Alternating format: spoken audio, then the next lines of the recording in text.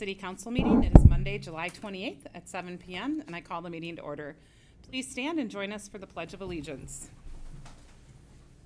I pledge allegiance To the flag of the United States of America and to the republic for which it stands, one nation, under God, indivisible, with liberty and justice for all.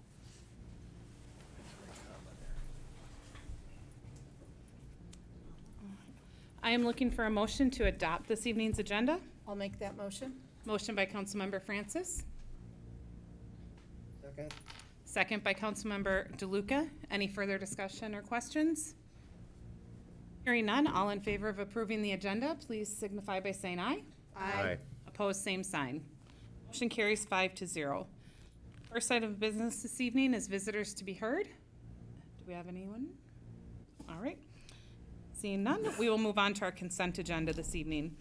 Tonight on our consent agenda, we have June 23rd, 2025, City Council Workshop Meeting Minutes, June 23rd, 2025, City Council Business Meeting Minutes, July 14th, 2025, City Council Workshop Meeting Minutes, Public Works Camera Purchase, and the revised Downtown Purchase Agreement for approval. Does anyone need to pull anything from the consent agenda this evening? Hearing none, looking for a motion to approve consent agenda items A through E. I'll make that motion. Motion by Councilmember Francis, Second. second by Councilmember DeLuca. Any further discussion or questions? Hearing none, all in favor, please signify by saying aye. Aye. Aye. Opposed, same sign. Motion carries 5-0. Next item of business this evening is accounts payable, and I will turn that over to Administrator Colander. Thank you, Madam Mayor, members of the council. Our accounts payable this last month, our city checks totaled $452,927.91. Our ACH payments were $14,376.63. We had our bond payments that totaled $213,280.03. And our fifth payment for the 2024 street reconstruction of $166,376.41 for a grand total of $846,960.98. One thing I do want to note for the street project funds, it was asked if we still have money that we're holding to make sure it's completed. Yes, we do. In fact, I had told the assistant engineer that I would not bring payment number 5 to the council if the stakes and pipes weren't removed off of Bryant and Wyman, and that has been done, so that's a good thing.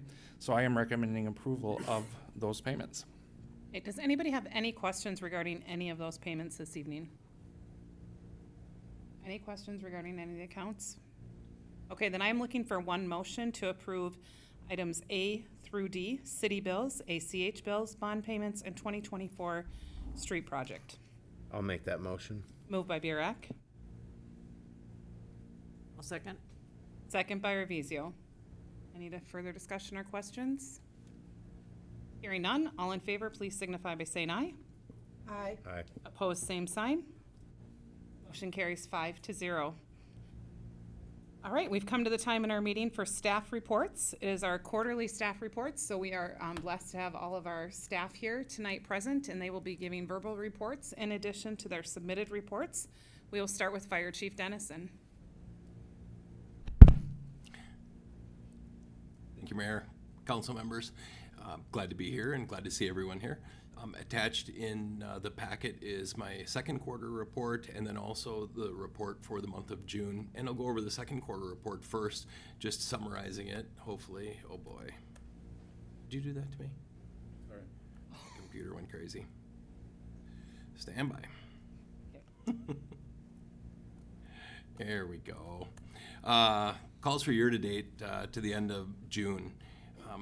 Second quarter 2025, we responded to 90 calls. That's up 6 calls from the same time last year. And at the end of June, we're at 205 total calls for service for 2025 compared to 177 at the same time last year. There's a list of the call types in the report that we went through, so I won't go over that. The next paragraph shows where the calls are happening, again, broken down in the different cities, Maple Plain, Independence, Three Rivers Park District, and then also broken down with mutual aid that was given and mutual aid that's received. Training update and information are in the report there. The next thing I would like to go over is just move down to the merger consolidation and information regarding the West Suburban Fire District and the ongoing talks that we've been having recently with this consolidation. And again, my report shows that on Monday, April 7th, the West Suburban Fire District Chief Luer and several members came over to our department and had a meeting with our department at our station to get caught up as to where things were and also to have a question and answer session. And then since that, we've gotten together twice in May and twice in June with what we call our transition teams. And this is a group of 6 firefighters from our department that is meeting with their fire board members to operationally go through things and what we need to do to consolidate, talking about issues of equipment, branding, report consolidation such as training reports and incident reports, and what it will take. And out of that, each transition team member has been assigned some duties to look into to see what it will take to bring the 2 departments together in those different categories. As we ended our meeting at the June 12th, one of the discussions that we had was, we've been talking about this for a while. Is there a timeline? When do we want to see this and have this done? And we all agreed operationally the fire departments are ready December 31st, 2025 to make this move, and that we were then handing it back to the cities to let them know that this is where we were at and that our goal was to be consolidated, working together by the 1st of January 2026. Also in that and coming out of that, in working together to work this together, we've started to work at each other's community events, the Hamel Rodeo, Party in the Park, and some other events that we have upcoming, such as the Polo Classic, the Tour de Tonka, where we're commingling members from the West Suburban Fire District along with the Maple Plain firefighters to work again at each other's events, so that not only at a scene of a fire or a call response, we're working together in the community so the community can see us working together seamlessly. And since we've been doing that, it's been awesome. It's been well received by the public. I know folks saw us at Party in the Park, and we had people there, and it's worked out great.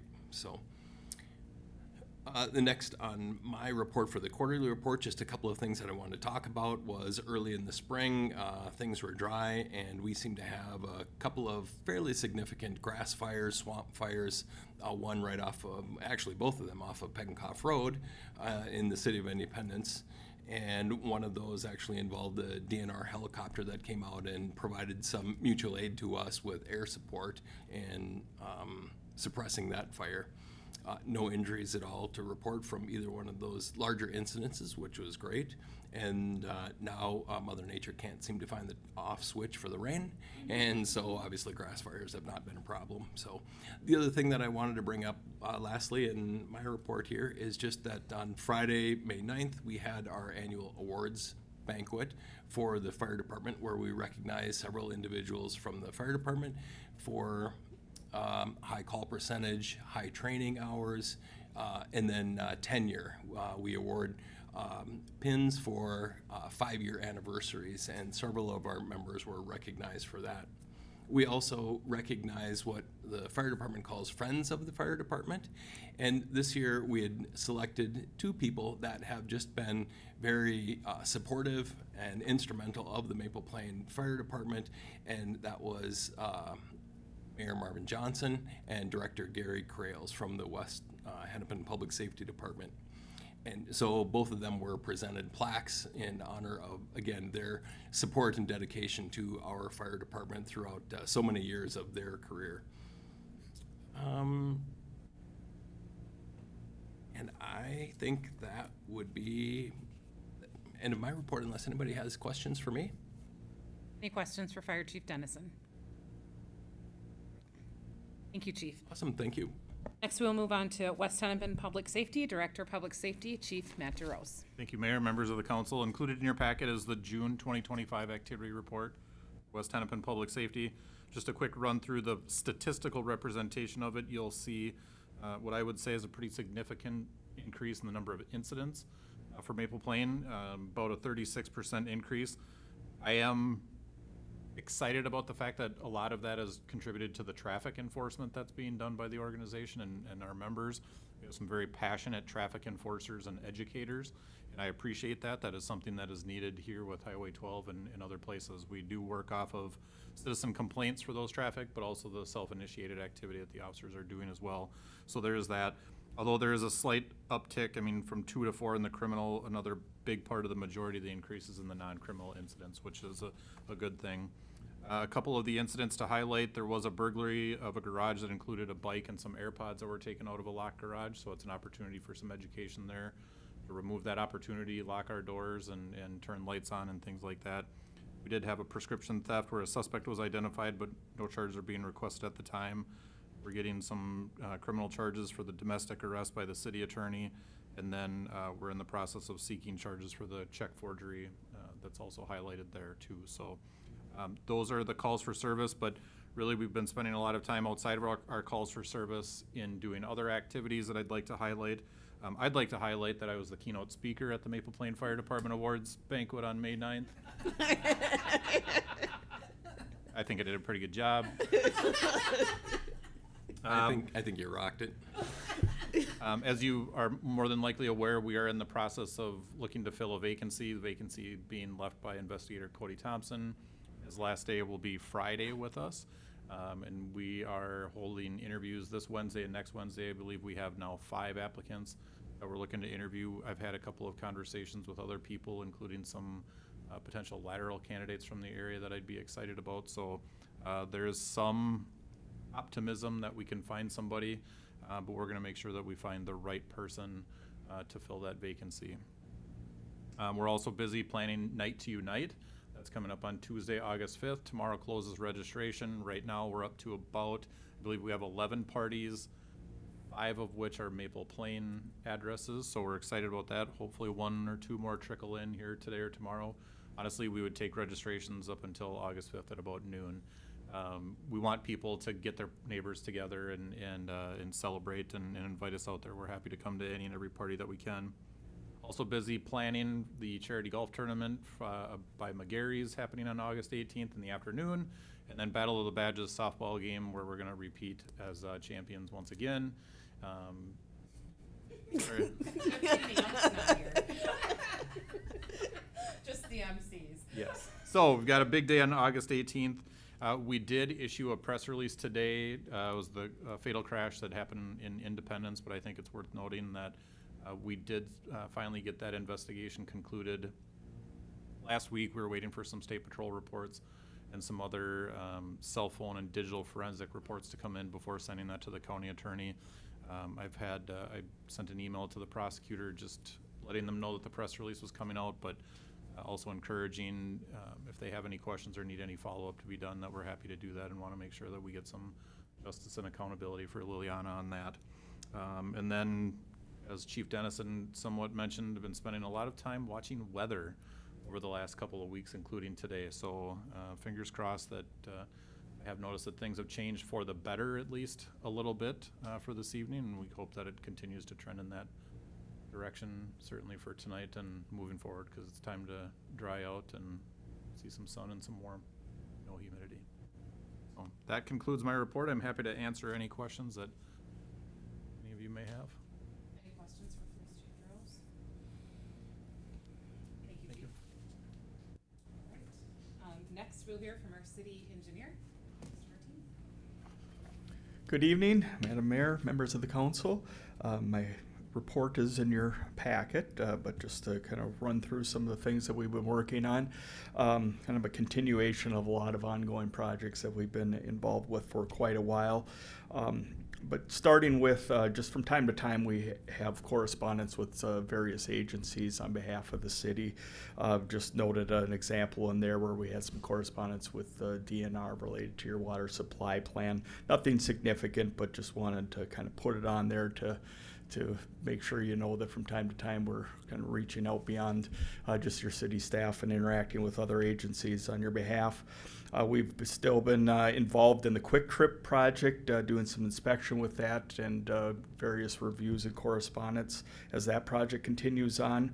Another thing that we've been spending time on that continues to linger on here is the Baker Trail Villas project. The infrastructure's been in now for quite a while, but we still have ongoing erosion control, kind of turf establishment things that we're still trying to work through out there. So we've still been doing those SWIP inspections that are required, and just ongoing correspondence with that, working with Jacob on that, as well as the city attorney, just to try to make sure that project works towards completion, at least from getting the development phase of this wrapped up and moving on to just the building construction. Another development project, the Comfort Haven project, again, just some review, ongoing correspondence related to that. We did submit on the city's behalf a request to get your county aid to municipalities money. You get an allocation every year. You had been building up a little bit of a balance the last few years on that. With the completion or near completion of the street job, we did make that submittal for a little over almost $24,000 that was coming your way. So that's been completed. We've helped city staff with some solicitation of quotes for some various patching related primarily with some water main breaks that needed road patching associated with that. Working with staff and Mr. Cultus on downtown redevelopment project, put together a TIF exhibit for that, and just kind of the ongoing correspondence and tracking that as that moves farther down the road. There was a development, somebody's taking a look at 5540 Pioneer Creek on the industrial park, and so we were just working with their engineer, providing them some as-built information as they're considering some development of a vacant lot out there. We have, with all of the rain, as it's been mentioned, a lot of little miscellaneous drainage items that we've been chasing down. A lot of research into as-built plans with some of the drain tile and opportunities for people to tie their sump pumps in and deal with some of that localized water with the wet conditions. We've been doing some GIS mapping updates, and then, as always, just kind of general support, working with Mr. Cultus on various planning and development work that's going on around town. Something that we've been working on for quite a while, the Wellhead Protection Project, is essentially wrapped up now. We'll just be moving to the implementation, going through any action items that were noted in that plan moving forward. So that is good to get to that phase of the project. And then 2024 street project, as Jacob mentioned, still trying to clean up some punch list items out there. The biggest thing, just from kind of an infrastructure standpoint, that pond here behind the ball field still needs to be addressed. It's holding water. It's not supposed to be. The original intent was, we believe that was going to infiltrate. It's not. So we're going to be installing some tile out there to ultimately drain that up. Contractor's been waiting for things to dry up on their own. We've kind of concluded that we'll be waiting forever if we do that, so we're trying to encourage them, just go out there, pump that down, and do the work that's necessary to get that drained and restored the way we originally intended. And with that, I'd be happy to answer any questions that you have. Any questions for Mr. Martini? All right, thank you for being Thank here you. tonight. All right, next we'll turn it over to Mr. Medina for our Public Works report for People Service. Good evening. Thank you, Madam Mayor, council members. I'd like to make this my official thank you for having me here. It's my first council meeting. It's been a pleasure working with everybody, getting to know your community. It is very busy. It's a busy community. I'd like to say that this is quite interesting. This is the first council meeting where I have to present myself like this. I've never done this. So it's quite a change in my career. I love what I do. I'm passionate what I do. I try and stay busy. Most people see me. I'm always sweating, running around. Heading on to this progress here, I hope I do everything correctly to aspects. It's a learning curve. It's a big learning curve here. Big learning curve. But we'll get through it. We'll get along with it. I've done pretty much everything as People Services requires me to do with all the monitoring and all the sampling and submitting of all the water that needs to be sent to the state, completing all my work orders as intended, need to be done. There's a lot of equipment, normal equipment. There's some equipment that is very used that I am very passionate in getting back to working. It's an asset that's just sitting there. Working on doing everything I can. There's a lot of work projects that need to be done here. I just got Jacob to get me back on track with the punch list that we have in the system. So there's a lot of work there too. Patience, but I'll get there. That's one thing I will do. I will get there. There's a lot of things that I want to talk about. There's a lot of aspects that need to be done other than what I have done in my month since I've been here. Got rain gauge going. I was proud to see that our water shut off that we implemented, it worked.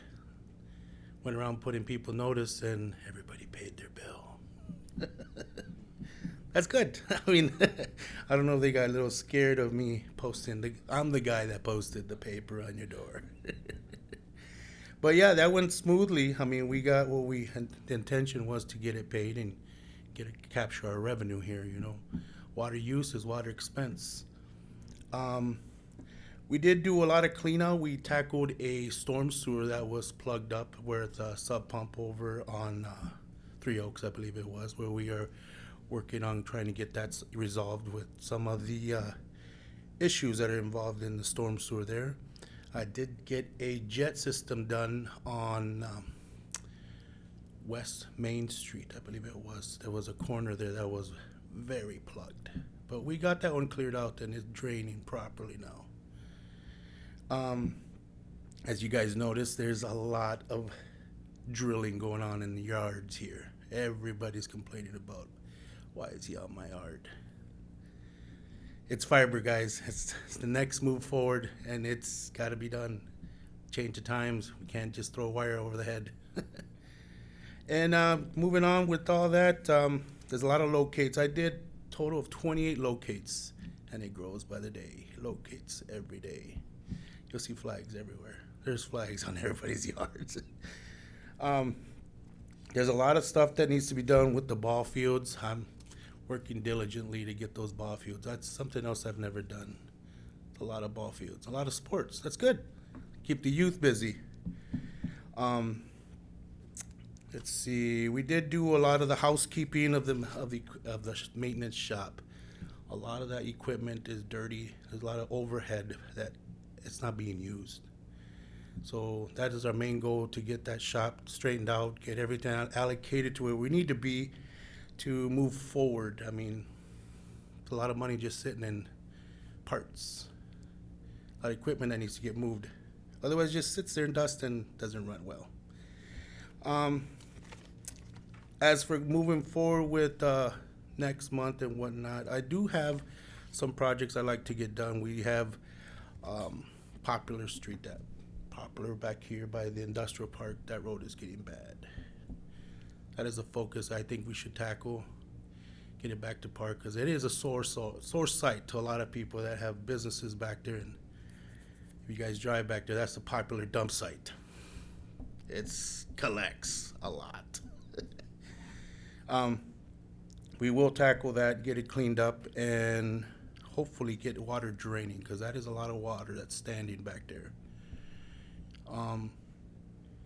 Other projects that I have in mind, we are working on trying to get all the weeds, or I don't know if it's, I wouldn't call it weeds, natural grass that is growing by Veterans Memorial Park. If you guys notice the walking path, the overgrowth, it is becoming a hazard. You see kids with scooters and people with strollers. Every morning I see mothers pushing their strollers. They get to that edge and you cannot see them. It's high. So that's my project, to get that knocked down, get it out of the way. You know, public safety should be an issue at that corner because it is bad.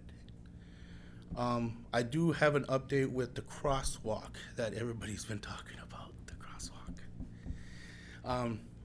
It's on U.S. soil now. It wasn't on the boat. It's on U.S. soil now.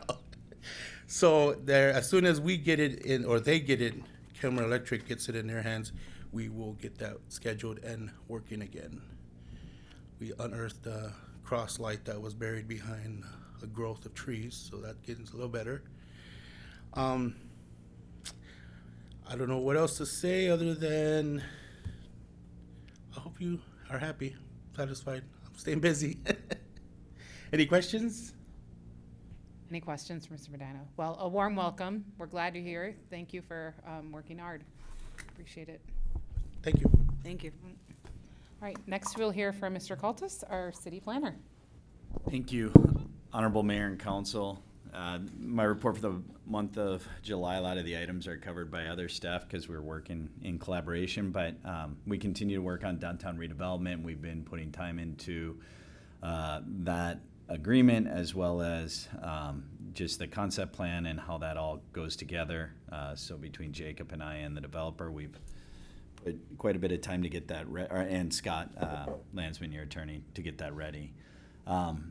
We continue to work on 1520 Wyman with just kind of finalizing their plans. We had, after we approved it, we always have approvals are subject to a series of conditions, and we try to get those plans in to meet all those conditions. And I worked with Bolda Meg and Dave and Matt to get that plan set approved. So I'm not sure timing on that permit being pulled, or maybe that got pulled recently, but we've completed our review and they've got everything in line for moving forward from a planning standpoint for that project.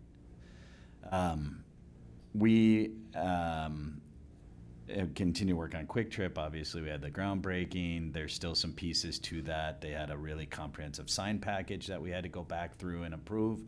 And it takes quite a bit of time to go through the 30 plus signs that they were proposing. I mean, that we approved, but have to review to make sure they meet the same plan set that we approved 3 months ago. It takes a little bit of time.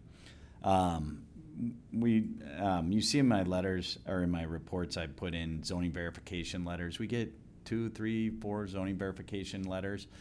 We get requests for those. We charge to do those. We have to go back. We verify what the zoning of the property. We verify that the property is compliant with all applicable standards. We look at like their building permit record and things like that. So every now and again, when you see those, title companies are typically the ones who are requesting those. So when properties are selling, but we've done a couple this year. Most recently, the one for 5380 Pioneer Creek, which is the site for North Shore Gymnastics. We've had a continued interest in 5370. I get requests on that quite often, people throwing ideas out, asking what it can be used for. We respond and give information. And then I noted in here, we just received a planning application for a conditional use permit for a cannabis cultivation business in our industrial park on Pioneer Creek. I anticipate that application will be considered at the September Planning Commission meeting. So with that, I'd be happy to answer any questions or go into any more detail. Any questions for Mr. Cultus? All right, thank you for your continued work. Thank you. All right, next we'll hear from Administration and Finance, and we want to start with Julie or Jacob? Jacob. All right, Administrator Colander, please. Thank you, Madam Mayor, members of the council. I probably shouldn't write this anymore because everybody pretty much said everything that I have on my list. One thing that wasn't mentioned, we are taking historical I&I information off of spreadsheets. And when I say we, I mean Kevin, and putting it into GIS that we're using, and marking the ones that are compliant, the ones that need to be re-inspected, the ones that haven't been inspected, so we can kind of look at the city and see it by color and a key, which will be helpful when we work on getting that back up and going, which I'm hoping by the end of this year, we will have a good plan moving forward, starting in 2026 for resuming those inspections. We did receive a building permit application for the vacant space next to Iron Exchange. The best way that I can describe it is unclaimed freight. Is basically kind of the type of store that's going to be going in there. So that'll be nice to see that space utilized. I do want to mention, since we're on the record and this is recorded, Midco is doing fiber, as Dave said. Any residents with questions or concerns should contact Midco directly. Their number is listed on our website. They have a team of staff that are here to handle any of those questions or concerns. We have finished the first draft of the 2026 budget, and we'll be presenting that on Thursday at a special budget meeting. I think that's all I have.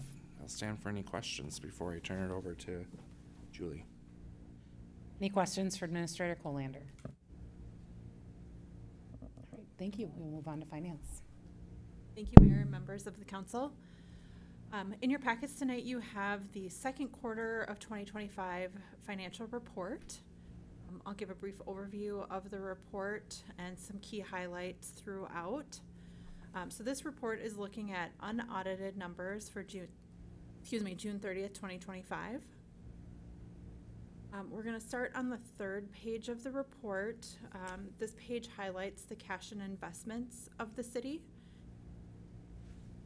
Overall, the city has a decrease in cash of about $970,000 from December of 2024. And that's really just due to timing of property tax settlements and then some use of those investments for that street project, to make those street project payments. Moving on to the next page. This page is looking at general fund cash balances in more of a graphical format. So you can see the trends from 2025 compared to the same periods in 2023 and 2024. So the trend lines are looking very similar to the last 2 years. Moving 2 pages, we start to focus on the general fund. This is a statement of revenues and expenditures for the general fund. We're comparing this to the prorated budget for the year, so half of the 2025 budget compared to June 30th, 2025 actuals. Overall, for the first half of the year, our expenditures are exceeding revenues by about $657,000. The majority of that variance is due to the timing of receipt of property taxes. So we received an advance in June, and the rest of that first half settlement will be received in July. LGA, that local government aid, is received in July, so we have to show half of the budget there, but that revenue won't be received until third quarter. Timing of payments for police administration, payments for the contracted snow removal services, and then winter tree removal project that was completed in the first quarter of the year are also contributing to those larger expenditures. Moving 2 more pages to page 8 of the report. This is the unaudited cash balances by fund. Some of the highlights here, again, the general fund, the majority of that change from December is as a result of just not getting that property tax revenue.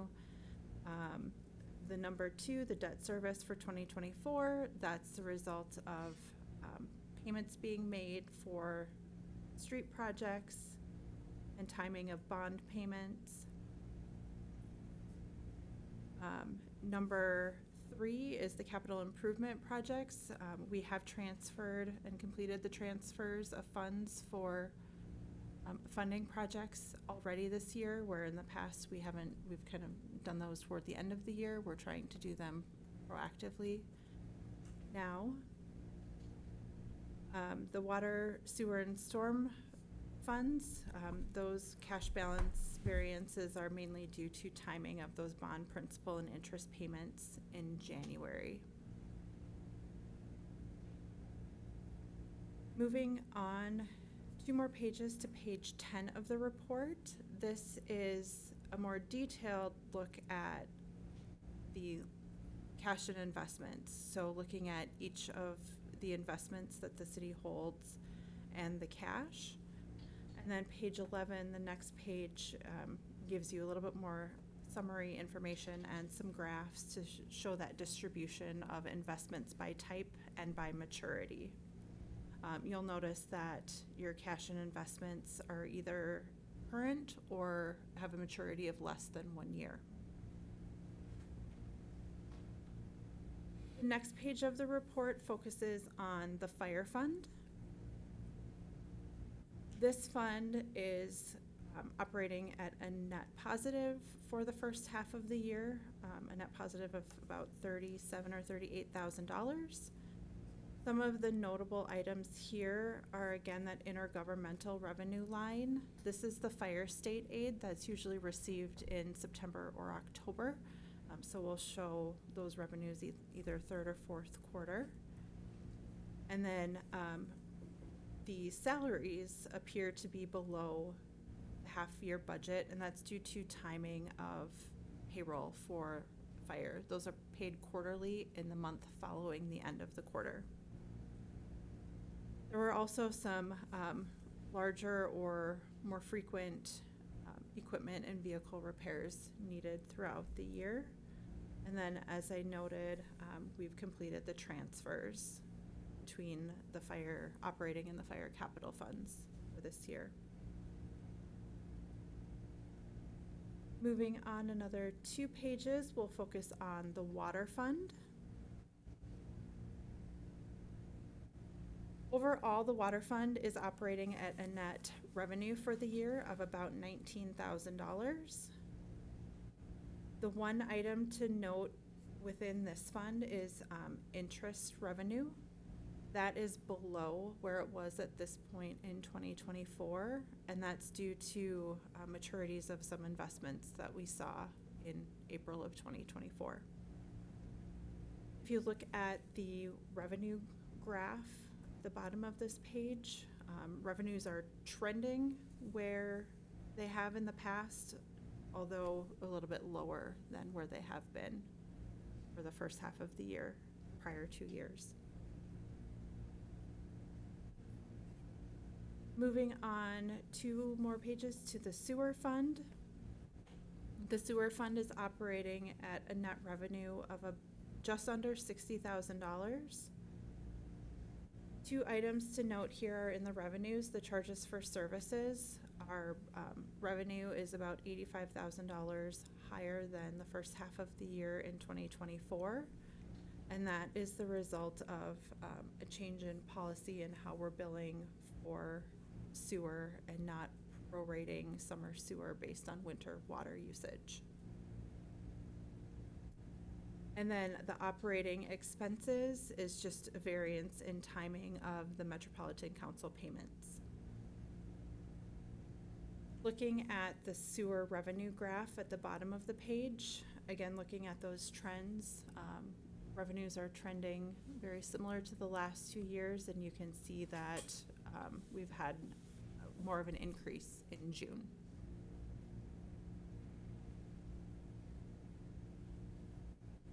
And then looking at the stormwater fund, this fund is operating at a net loss for the first half of the year of about $13,000. That will correct itself. We have done the transfers in full for the year, so as we continue the year, that deficit will be reduced as we have those revenues coming in to cover those transfers. And then looking at the stormwater revenue graph at the bottom of this page, again, trends are aligning with where they were last year. You can see that we've done that transfer the last 2 years in June, so we see that spike in revenue compared to the 2 years prior. The remaining pages of the report are the detailed revenue and expenditures by line item for all of the funds described within the report. We're happy to answer any questions that you may have. Any questions for Julie? All right, thank you, and thank you for being here tonight. Special thank you to all of our staff. I know only 7 of you spoke tonight. There are 8 of you here, and I know there's a lot more. There's a lot that goes into keeping our little city running, and we appreciate all of you and all that everyone does, and we do like it when it's behind the scenes and things are going smoothly, so keep it up, please. All right, there is no old business to come before us, so we'll move on to new business. I will turn that over to Administrator Colander. Thank you, Madam Mayor, members of the council. The fire department has gone through the hiring process, which includes psychological evaluation, physical agility testing, interviews with 2 candidates, one of which has their firefighter 1 and firefighter 2 and emergency medical responder certification, and another that does not. We did place a administrative hiring freeze here a few months ago as we talk about the fire consolidation. And I was approached and asked by the Chief Dennison about hiring these 2 gentlemen because we had started that process before that hiring freeze started. I need to make sure I have the right name. Josh would come to us with his firefighter 1, firefighter 2, and EMR. I think it would be a benefit to the fire department. The only one that I have a hard time on talking with about the fire consolidation is the other candidate, Anthony, because we would have to pay for him to go through that training.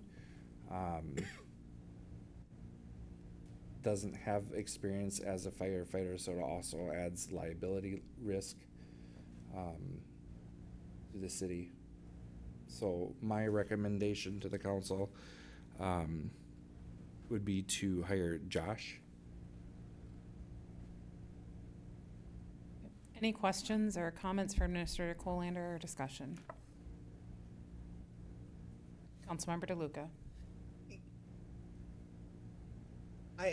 I'm concerned here in the sense that our hiring freeze that we talked about before, if we're gonna do this consolidation and everything we're discussing seems to point towards that, I'm having trouble figuring out why we would want to, at this point, hire these folks.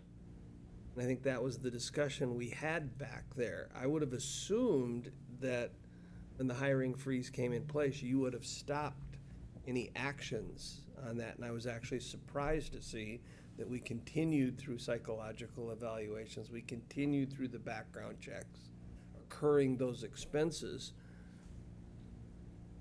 Is there a reason why we couldn't just suggest to West Suburban that they hire these 2? If they've gone through that process, I mean, every indication point that I see shows that these are going to be West Suburban employees in a few months. Why would we assume the responsibility and liability of 2 more employees in the next couple of months? I'm struggling with both of them. Administrator Colander. Thank you, Madam Mayor. Councilmember DeLuca, just one point of clarification. Before the hiring freeze, they had already gone through the psychological examination. And so that's kind of the reason. It's just like, well, we've already paid that cost of it. Let's take it. And that's why I have the recommendation to hire Josh, because it's training him on our operations. The firefighter 1, firefighter 2, EMR, he's already got. So he'd hit the ground running, basically.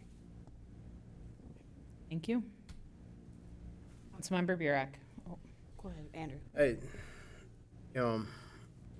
I just have the feeling that we don't have people knocking on our doors to be firefighters here.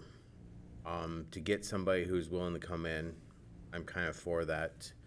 I understand that we have this consolidation coming up, but I do want to point out about the downtown development. How long has that been coming up? You know, we plan for the future, but we also need to look at today.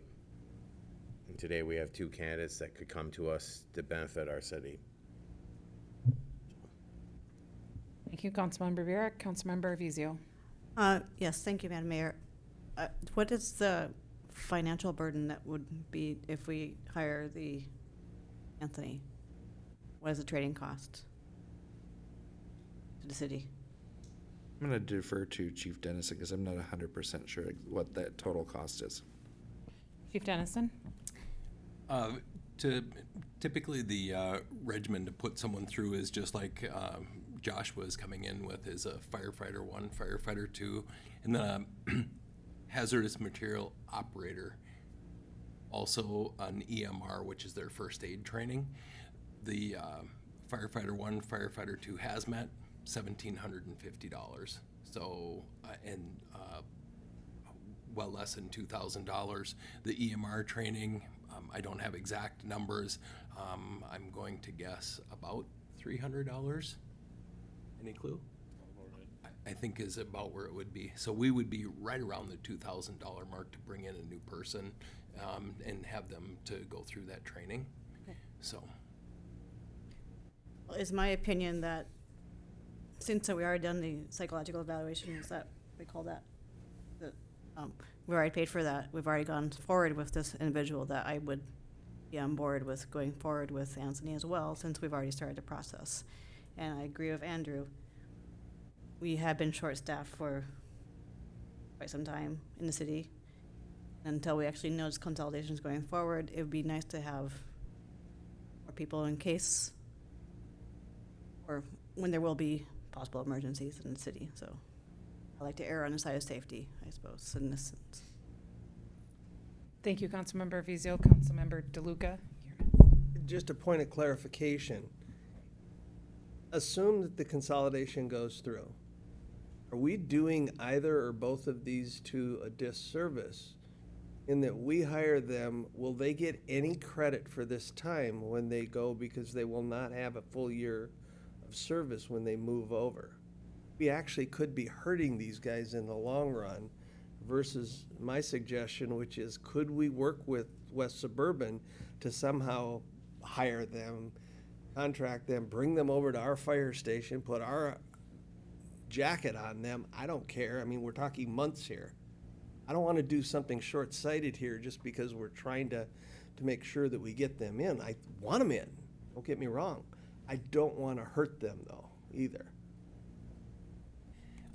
I think you bring up a good point that we're only talking months. And doing them a disservice, no. Do they, to be eligible for any part of the retirement, they would have to serve a year and a day, because they would have to have that 1-year service credit. By the time we get them started, we're into August. It's a matter of months. And between them starting now in August and then, now I'm going to start over on January 1st, or having them start now with West Suburban and start accumulating that. Again, at this point, and I think Anthony's been in our pool just because of conflicts with our schedule and his schedule, about 9 months or so in this hiring process to get him caught up to this. The matter of months, I think, are far less of a concern to me than it is to capture these people that we've already put through the hiring process, that we've done a background check on, a psychological check, and 2 individuals that are great candidates, one from the city of Maple Plain, one from the city of Independence, and get them on board and start that training with them. They will be working in our station even after the consolidation, and to start them in now and get them acclimated with the folks that they would be working with anyways, I think it would be great. to try to transfer this over to West Suburban and say, will you take this and look at what we've done and put them on, I think would be cumbersome. And I think with tonight, we could hire these people. This cost is minimal for putting them on. I believe that with this consolidation, just through the people that we have on the department, I think we are going to lose one person or two possibly. Not because of the consolidation, but I think just of the time and point in their life. And this again would help me be that much farther ahead, anticipating that to be almost equal to where I'm at today. Any other, and I would stand for any questions, any more thoughts or feelings. Thank you, Chief Dennison. Questions? Thoughts? Administrator Colander, I have a question. In terms of head of staff, these employees would be Maple Plains' responsibility. What does that look like in terms of you and para and the workload and for 5 months?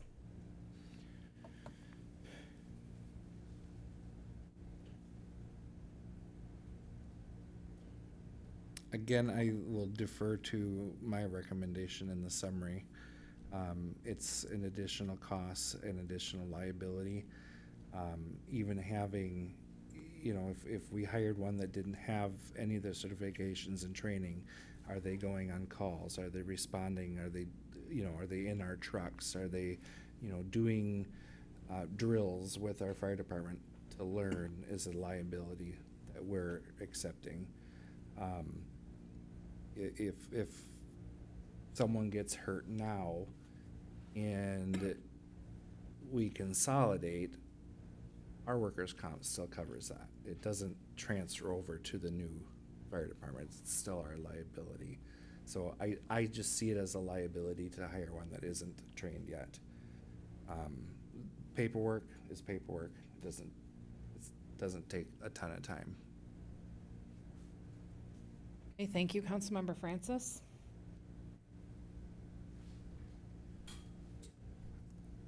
Trying to figure out how to frame my question.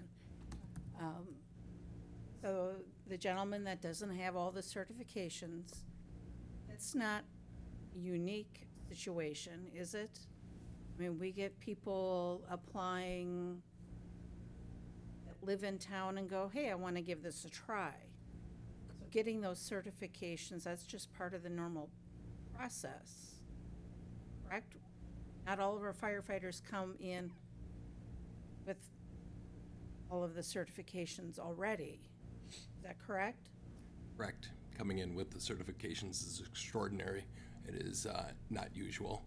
And I would assume in my 40 years, I probably can come up with 4 folks that we have put on that came in with all of their certifications. The rest of them came in just like Mr. Post would be with nothing. And a lot of that is then they learn on the job in the station, and that's the way it typically happens. Okay, so, and we have a set process of, he would be hired, he's not going to drive the fire truck on his first day. He's not gonna be leading a hose. He's going to be standing there observing and learning what is being done until he gets his certifications, where he then gets more responsibility. Is that a correct understanding? Yes, that is. Okay, so with that understanding, I see no difference in hiring him today than we hired any of our other firefighters. But yes, it's for a couple months. I believe we're not in a position to tell West Suburban what to do. It benefits us to have 2 new firefighters that are, one's ready to go and one that's willing to put in the time to earn these certifications, because it takes a lot of time.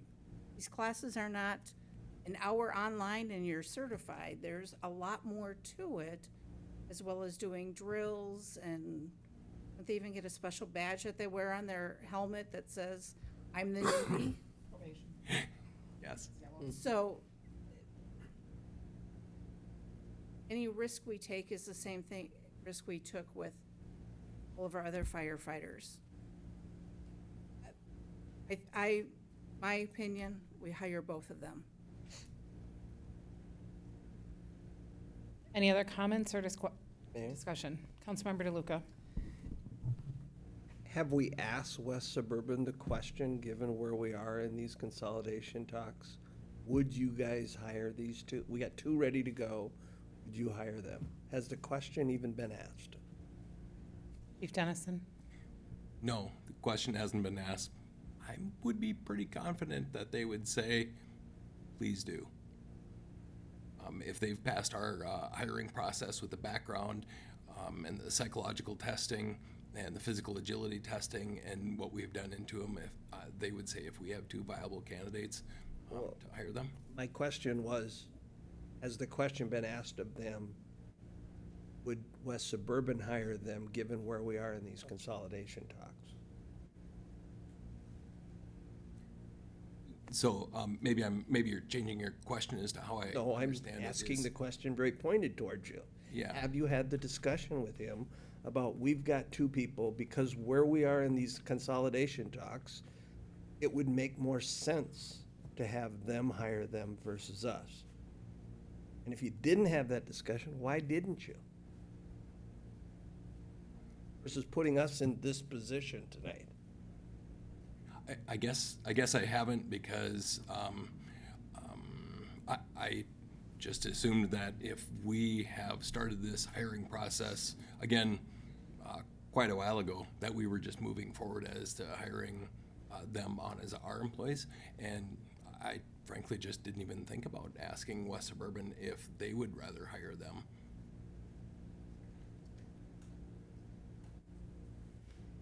Thank you, Chief. Other questions or discussions?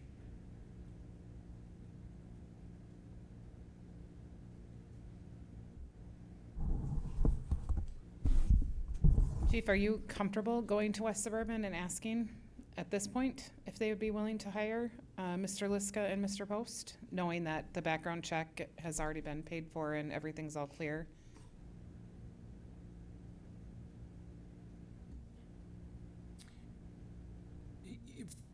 I would ask them for sure. I have, again, full confidence in both of these candidates that I would be handing over to them two very qualified candidates to see if they would hire them. And I would not be opposed to ask them if they would do that. I'm trying to think of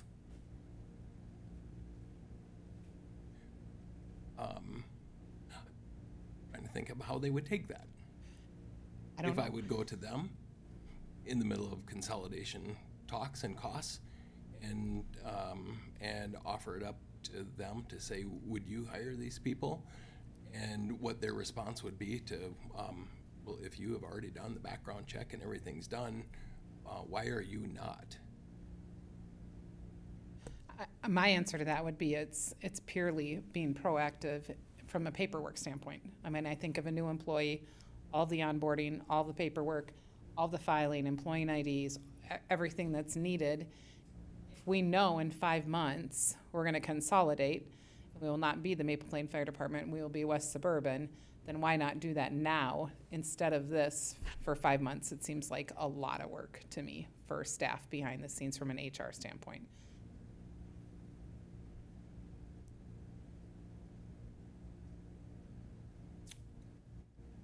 I'll take direction from the council.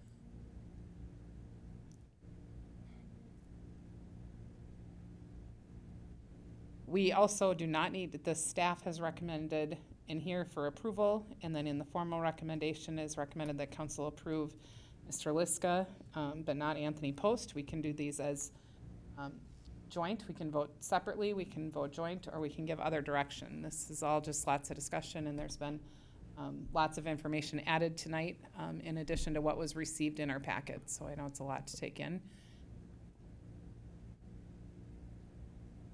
Chief Dennison. The comment I would have on that is, again, it would look different if you did take one and not take the other, and then you asked me to go to West Suburban and ask them to hire them.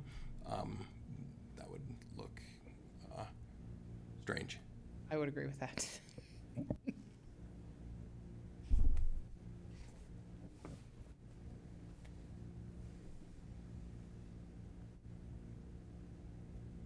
Anybody want to make a motion or give direction? Councilmember Francis? I would like to make a motion that we hire both candidates, Anthony Post and Joshua Liska, as firefighters for the Maple Plain Fire Department. There's a motion by Councilmember Honey Francis to hire both Mr. Liska and Mr. Post for the Maple Plain Fire Department. I second that. Second by Councilmember Arvizo. Any further discussion or questions? I would just like to say before the vote that I will be voting no. I do not think it is the right thing to do at this time. I think we should go to West Suburban and ask for both of them. And since this motion includes both, I think there's more liability with Mr. Post not having his training, and I understand that is tradition, but this is for 5 months. All right, we have a motion and a second. Any further discussion? Hearing none, all in favor, please signify by saying aye. Aye. Nay. Ayes 3, nays? Nay. 3-2, the motion carries. Mr. Liska and Mr. Post are hired on the Maple Plain Fire Department. Thank you, Mayor, Council. Thank you for the good discussion. All right, let's move on to resolution number 2025-072801, the transferring of funds, and I will turn that over to Administrator Colander. Thank you, Madam Mayor, members of the council. This resolution is taking funds out of an old fund, the Equipment Replacement Fund. We haven't used it for several years. And taking that $12,000 and moving it into a fund that we do use. I'm recommending moving that to the City Hall Development Fund. So I'm looking for a motion to approve the resolution. So moved. Moved by Councilmember DeLuca to approve resolution 2025-0728-01. Second. Second by Councilmember Burek. Any further discussion or questions? Hearing none, all in favor, please signify by saying aye. Aye. Opposed, same sign. Motion carries 5-0. Next item of business this evening is resolution 2025-0728-02, the transfer of funds for parks. And I will turn that back over to Administrator Colander. Thank you, Madam Mayor, members of the council. This resolution is taking funds that have been donated and earmarked for the parks out of the general fund and the capital improvement fund and moving them into the park improvement fund. We are setting up project codes so we can track where those funds are, what's left, in those funds, what the expenses for those funds have gone to. And then just kind of one side note to that, you will see on the budget for 2026, instead of having just a flat capital improvement budget, there will be parks, public works, they're spelled out in there. So we're just trying to consolidate things and put them in the right places so we know what money we have in what buckets. So I am looking for a motion to approve this resolution. All right. Thank you, Administrator Colander. Any discussion or questions regarding the transfer to the Parks Funds? Really just cleaning up our books and getting everything in line, so we appreciate that work. Looking for a motion to approve Resolution 2025-0728-02. So moved. Moved by DeLuca. Second. Second by Francis. Any further discussion or questions? Hearing none, all in favor, please signify by saying aye. Aye. Opposed, same sign. The ayes have it, 5-0. All right, next item of business this evening is council reports and other business, and who would like to kick us off? I'll start. Councilmember Francis. So for me, month of July has been pretty quiet with meetings. We had a rebranding meeting in the middle of the month where we discussed kind of how to get our residents to read our news and to know what's happening at City Hall. We have some ideas of how we're going to handle that. Attended workshop, EDA. Really pleased with, in the workshops, talking about park improvement for each of the parks. Learned some things about parks, of what we have, things I hadn't noticed. Excited for the ideas of how we're going to improve the parks. And I attended a couple Rotary meetings, and that's about it. Member Francis? Councilmember Burek? Sure. I was going to talk about, well, first off, I made the Highway Safety Coalition meeting for the first time. That was great. Little bit of communication error. But I was really surprised at how broad of Highway 12 that coalition is. It's a long stretch, and it's a well-needed stretch to address. The other thing is I wanted to bring up the League of Minnesota City Conference. I went up there, read my brochure, misread my brochure, sat down in the wrong class, but it got onto website and ADA compliance. And what I bring up about misreading the brochure is because our website is working on the compliance issue. We can read, we have the ability to have software to read the packets to us. And that is something that I do utilize. And it's nice to know that we are on that leading edge of that curve. The other thing that was brought up was the incident in Burnsville on February 18th, 2024. And big key point that comes about from that for me is relationships each one of us builds actually comes together, because in a time of crisis, that's when these relationships and everybody steps up. When something happens in a city or our city, it's our neighboring cities that will help us get through it. So I want to say thank you to the staff, because every time I'm around city officials, I realize how much our staff helps, works, and collaborates with everything. So that's where I'm going to leave that. Thank you. Thank you, Councilmember Burek. Councilmember Vizio? I'd like to actually piggyback on what you just said, Andrew, about cities helping each other, because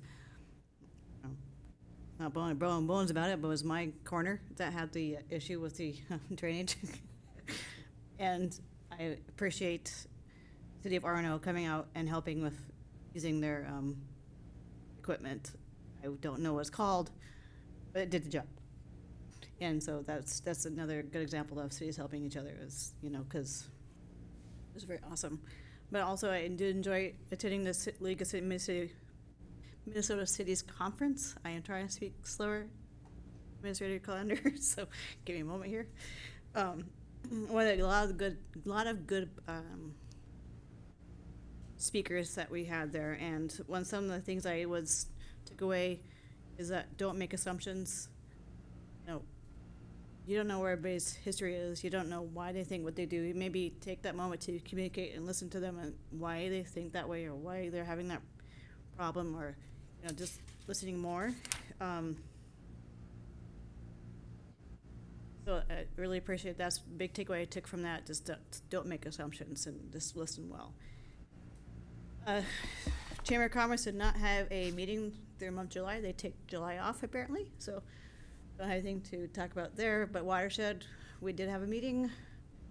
We talked a little bit, actually not a little bit, quite a bit about Lake Independence and its water levels and its high water levels, and how we're going to hopefully mitigate that issue that seems to be an ongoing issue for quite some time now, because right now you have no wake or low wake on the lake, so boating there is kind of not as fun.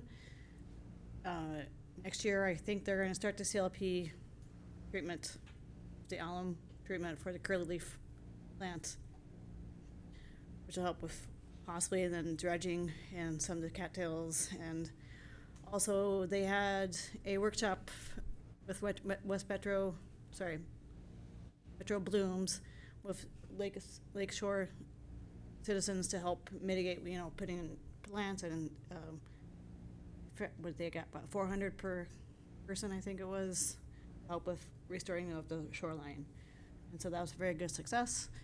And also, WMWA, West Metro Water Alliance, came and talked to us. And if anybody gets a chance, I would say go look at their website. That's through the Plymouth Watershed, but they're talking about coming into all the middle schools and doing workshops with the kids, know your watershed, learn about your watershed, take care of your watershed. And lastly, I would encourage people at Maple Plain to do the Adopt a Drain program to help with mitigation of our sewer system. So that's all I have. Thank you, Councilmember Avizio. Councilmember DeLuca. Well, I thought July was gonna be a quiet month. It turned out not to be. Earlier in the month, we had our police commission meeting where we're starting to talk about budgets. Chief's first budget for the year. Still have a lot of work to do on that, but I think we're in the right direction with that. Our EDA meeting that we had earlier in the month where we talked about the downtown development is really encouraging to me to see what I think is going to be a project that's moving forward. And Andrew, as you said, believe it when I see it. But I do think that this has, and every time I drive by, I can now kind of visually see that building in that corner going, I could see something coming up there. We did have a personnel meeting earlier in the month, and we have a lot of work that we're doing on our code of conduct, as we had started with trying to figure out how to integrate that into our HR manual. So we'll bring that back sometime in the next month or so to the group. We, as a personnel group, do routinely review our staff and council's time cards. And just as a thought, be very careful as you're putting your time cards together. And we encourage staff, we do look at those. We want to make sure they're right. At the end of the day, this is about, is a time card an accurate reflection of the things that you do? And sometimes we forget things, and sometimes we put things that shouldn't, but we do look at those, and we're constantly learning from those. Huge benefit issues that we're trying to sort through right now. I think many of you have heard about the new Paid Leave Act in the state of Minnesota. Something that I will tell you, we're not the only city that doesn't quite understand what this new leave. The fire department, the police department are gonna have this, independents will need this. And there are just a ton of things that we're finding as we go through this. Hopefully our friends at the League of Minnesota Cities are gonna be able to provide some support, but I'll tell you, it's a nightmare right now, and I don't envy what staff has to do to try to put this together to make it go, and what implications that's gonna have for payroll. I'm sure, Julie, your group has thought through what that's gonna mean too.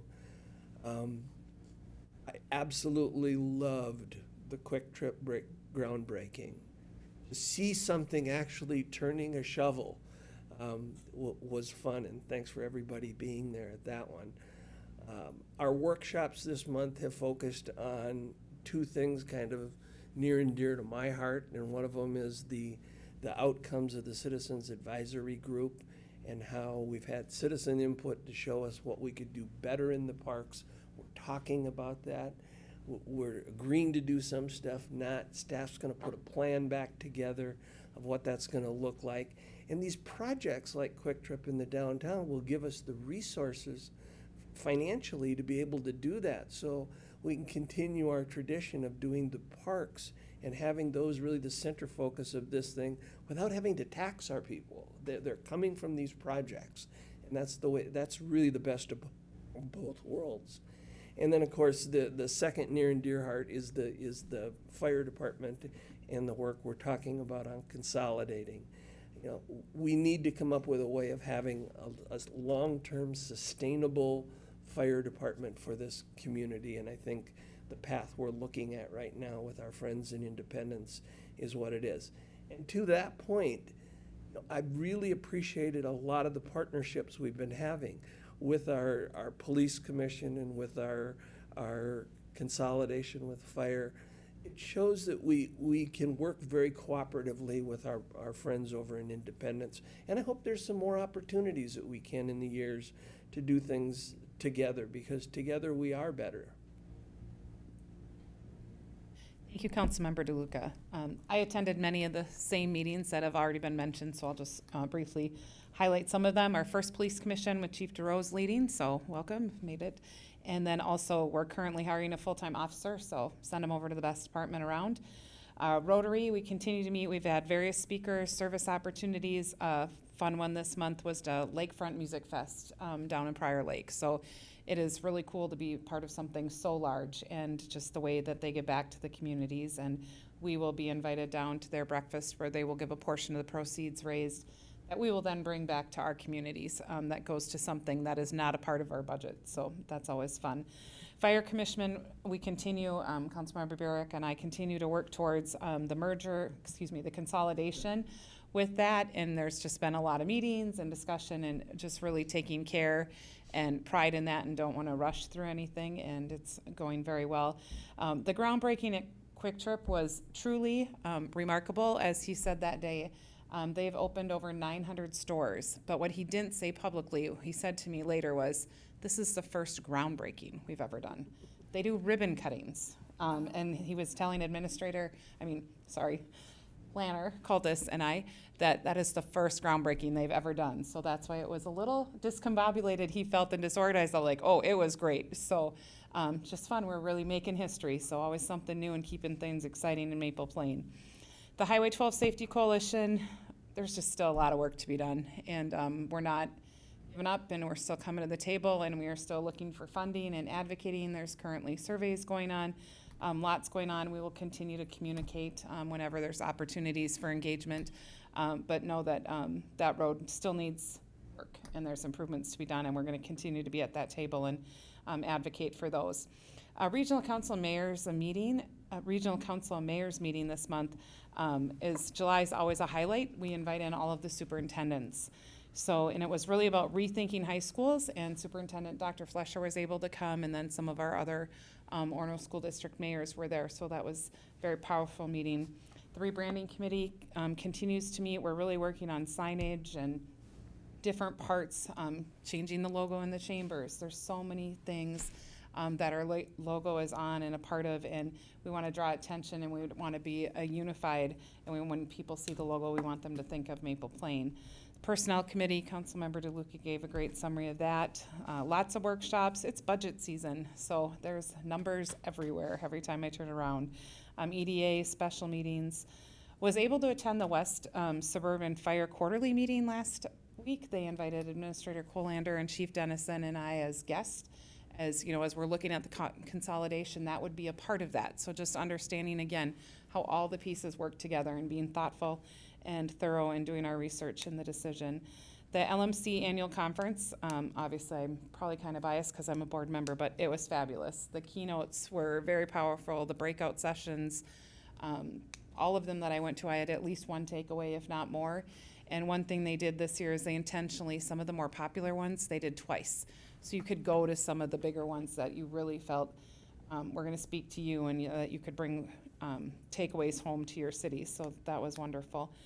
Been able to go to lunch on the patio at Haven Homes with the residents and some of our police officers. It's a fun little tradition they do on Wednesdays, and they invite us, and when we can, we go, and it's always great just to visit and to be out and about in the community with residents. Multiple meetings, phone calls, emails with business owners, residents, and staff. There's a lot going on and happening in our little city. And I know it was already mentioned tonight, but I'm going to mention it again because we're going to continue to hear about it. Midco is coming to town. Midco is in town. Midco is already digging in some places. There's white flags in other places. If you have concerns, please reach out to the city. We do not sell the plan. We are not taking away any of your other options. This is going to be another option for all of our residents for fiber optic. So just want to continue to communicate that. On August 2nd, everyone is invited, which is actually this Saturday, August, oh my goodness. Everyone is invited to the museum from 2 to 4 for their pie and ice cream social. So come on down, walk through the museum, learn about our history, enjoy visiting and mingling with one another. On the 5th, I know it's been mentioned, but Night to Night, if you haven't already booked your party, book your party, and we'll love to come and visit. And then the 18th, we're looking forward to a fun day, the Charity Golf Classic, and James from the pub shared with us today that all the foursomes are full and all the holes are sponsored. So that is wonderful news. People love to support our first responders because, like I said, we have the best around. But I'm sure will still take donations that will go towards our first responders. So we're grateful for that. On the 3rd is the Polo Classic. If you're looking for a fun event, there's also a car show at it. So that will be August 3rd. And then don't forget on August 18th, Battle of the Badges, 6:30, Veterans Memorial Park. The concession stand will be open. Please bring non-perishable food items. and Blue Lou will be there to umpire. So it will definitely be entertaining. And we also have some coming in to sing the national anthem. So looking forward to a great community event, and hope many of you will be able to make it, and we'll hope Mother Nature will cooperate. Any other reports or other business to come before us this evening? Okay, with that, I'm looking for a motion to adjourn. So moved. Moved by Francis, second by Burek. Meeting's adjourned at 8:20. Hopefully everyone can get home before the rain drops.